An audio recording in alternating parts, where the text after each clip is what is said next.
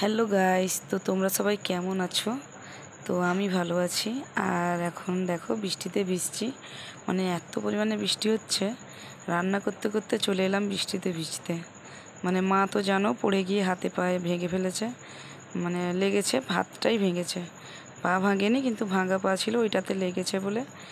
আর মানে কি বলবো, হাঁটতে পারে, আস্তে আস্তে হাঁটে, আর হাতটা নড়াতে পারে না। ওই কারণে সংসারের কাজ আমাকেই করতে হয়। আর গরু যে রেখেছে, গরুর কাজটা বাবাই করে। তো এই কারণে দেখো রান্না করছিলাম, তো রান্না করতে করতে চলে এলাম। এত পরিমাণে বৃষ্টি হচ্ছে, তো বৃষ্টিতে ভিজতে এলাম। আর আমি ভিজছিলাম বলে মেয়েও বললো আমি ভিজবো। তো ভাত বসিয়ে দিয়ে এসেছি, ভাত গড়ানো হয়নি, তরকারি হয়ে গেছে।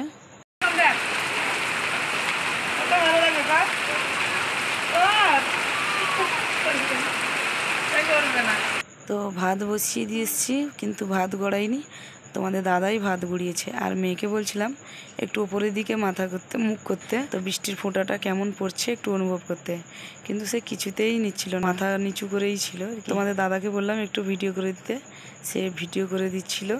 আর মা তো কি বকছিল, বাবা তো বসে বসে দেখছে আমি যে ভিজছি, মেয়েকে ভেজাচ্ছি, মানে মা কি বকছে, ঠান্ডা লেগে যাবে। করলা গাছ, বেগুন গাছ, লাউ গাছ,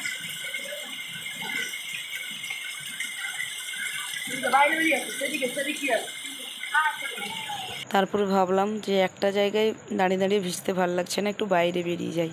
তো মা তো কি পরিমাণে বকছে, মেয়েকে ঠান্ডা লেগে যাবে, আর আমাকে তো ঠান্ডা এমনিতেই লেগেছে, আর মেয়ের একটু জ্বর হয়েছিল, ভালো হয়ে গেছে। তারপরে ঠান্ডা লেগে যাবে বলে কি বৃষ্টিতে ভিজবো না বলো, এক একবার তো ভিজতে ইচ্ছে করে। আর তোমাদের দাদাকে বলছিলাম যে এই নারকেল গাছটাকে দেখাও, মানে পুরো বাল্লাটা আমাদের মাথার উপরে ছিল। মানে আমি দাঁড়িয়েছিলাম, ভাবলাম মানে এখানে বৃষ্টি পড়ছে না, কিন্তু এত পরিমাণে বৃষ্টি পড়ছিল, এখানেও বৃষ্টি পড়ছিল।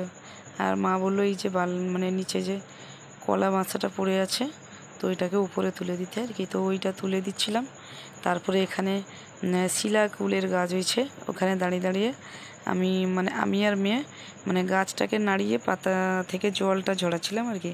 তো এমনিতেও বৃষ্টি হচ্ছে, আর সেটার মানে অনুভব করতেই পারিনি, মানে বৃষ্টি তো পড়ছে এমনিতে, আর পাতার জল ঝরালে কী হবে বলো। তো এদিকে দেখো, মানে এইদিকে দেখাচ্ছিলাম, সেই সময়ই পাতার জলটা ঝরাচ্ছিলাম, আর তোমাদের দাদা দেখায়নি।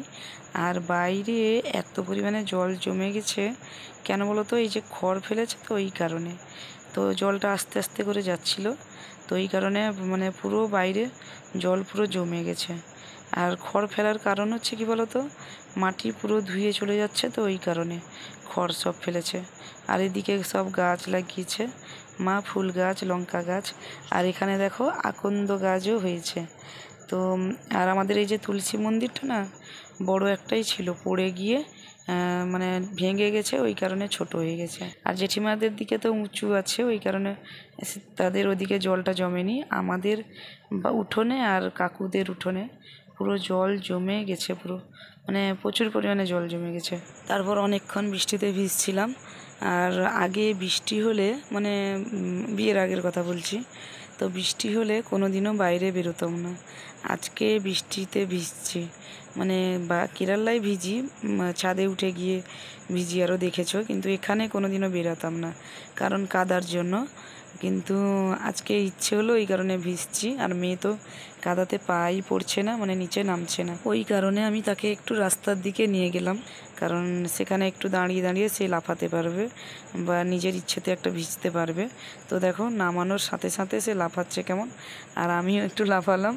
আর আমি ডাকছিলাম সুমিকে, মানে আমার কাকুর মেয়েকে, মানে বোনকে আর কি, তো ডাকছিলাম। সেও বেরিয়ে এসছে, কিন্তু সে বসে গেল তাদের সিঁড়ির কাছে, মানে ওখানে বারান্দার সিঁড়ির কাছে বসে গেল, সে আর বাইরে বেরোলো না আর কি। সেও কাদার জন্য বেরোলো না, আর ঠান্ডা লেগে যাবে তো ওই কারণে বেরোলো না। আর এখন তো আমি কাদা টাদা কিছুই মানি না, আগে বৃষ্টি হলে কাদাতে বেরোতাম না একটুও, আর এখন আমি কাদা টাদা কিছুই মানি না। এখন মানে সেরকম আগের মতন আর কিছু মানি না বলে, ওই কারণে সবাই বলে যে ঝুমা অনেক চেঞ্জ হয়ে গেছে। তো আমার ডাক নাম ঝুমা, আজকেই বলে দিলাম। আর আর তোর মেয়ে কিন্তু তোর মতন হয়েছে, কারণ আমি যে আগের কাদা মানতাম, প্রচুর কাদায় বেরোতাম না, বা মানে ভীতু প্রচুর, আমি প্রচুর ভীতু। আর আমার বোন দেখো এক্ষুনি বেরোলো, আর আমার কাকুর ছেলে তো মেয়েকে বলছে এ কী হচ্ছে, ভিজছিস কেন, এরকমভাবে বলছিল। আমি বললাম যে ভিজছে ভিজুক। আর এই হচ্ছে আমাদের বাড়ির পাশে মেয়ে, তো সে ছুটে ছুটে যাচ্ছিলো তাদের বাড়ির দিকে আর কি।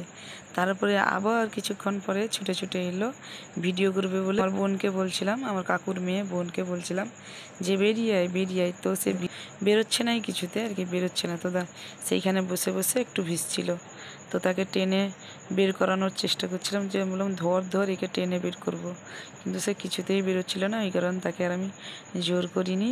তো আমরা ভিজতে থাকি, এনজয় করি, আর তোমরাও ভালো থেকো, সুস্থ থাকো। তো আজকের ব্লগটা এখানেই শেষ করছি। তো ব্লগটা কেমন লাগলো একটু কমেন্ট করে জানাবে। আর আমার তো গলা খারাপ, ওই কারণে ভয়েসটা ঠিকঠাক দিতেই পারলাম না। তো সবাইকে বাই বাই।